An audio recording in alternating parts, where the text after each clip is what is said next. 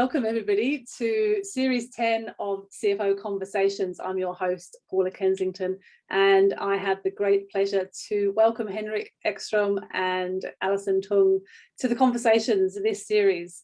And it's all about sustainability.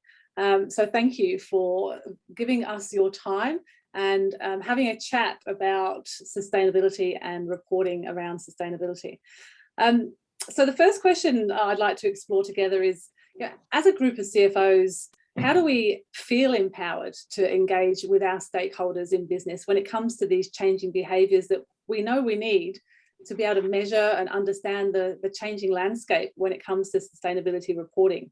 I think as a group of professionals, it's something that we need to drive, I think, within the business. As we know, if it doesn't get measured, then it doesn't get managed. So, we're well placed, and we're hearing this across the world in all the accounting bodies talking about CFOs, accountants being well placed to drive this.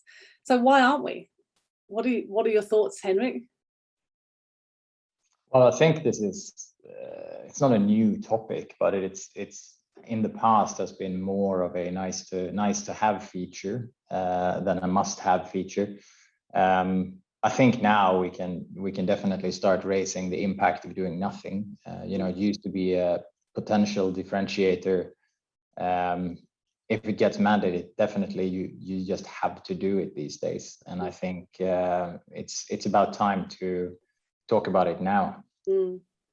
Yeah, I think we were talking earlier about, is it important enough? And I think that's a really important aspect, because we're all busy, and if it's not important enough in our timetable, then we can't get to it. So, I think getting it mandated, which is now happening, is forcing the CFO for it to be important, because all of a sudden we're going to get measured on it, and it's not voluntary anymore. Yeah. And CFOs always tend to, tend to focus on things that will get you into trouble if you don't do them. Yeah. And if it becomes one of those things, then it gets bumped further up the list, I think. Yeah, definitely. Yeah. What are you seeing, Alison? Yeah, look, I think for me, Paula, I'm probably fortunate at Arup that sustainability was at the heart of our strategy a few years ago. And I guess that was really the motivation for me to get on board and, I guess, go on a bit of a learning journey for myself and the team. I think CFOs in particular are very well placed to do the engagement with the stakeholders and drive some of those behaviours. And look, we're a global firm, so that's not easy. Looking at this across the global firm, understanding, do we have measurement on a consistent and robust basis? All of those are challenges that we all have to face into.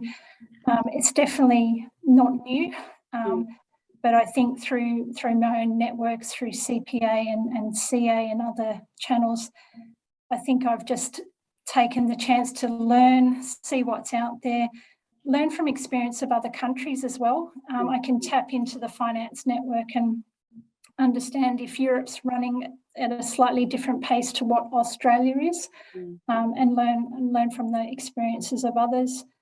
But yeah, we're still going on the journey to really understand what this means for us and where we need to focus our efforts. But I mean, for me, I made it a priority. I could see this was important for the future. So yeah, just made it happen, really. Yeah, no, that's important as well. And I think also as finance professionals, we can be a little bit our own worst enemy, because we want to kind of know everything before we kind of get into it. It's in our education, it's in our whole DNA that we want to know chapter and verse, everything about a topic before we start talking to the CEO or the board or the leadership team, because we don't want to make ourselves look like we don't know the whole story. But no one knows the whole story. So this is a voyage of exploration, and that's kind of uncomfortable for finance people.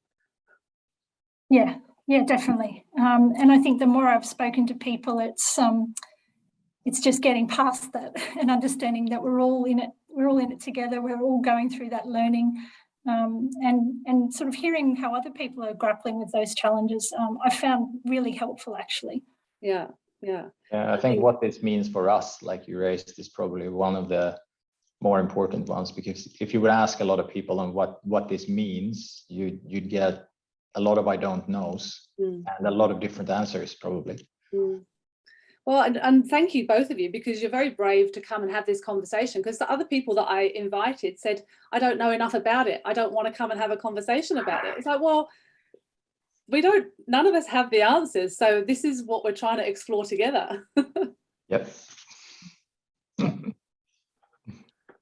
All right, cool. Thank you. I'm going to leave that one there, and we'll carry on our next series.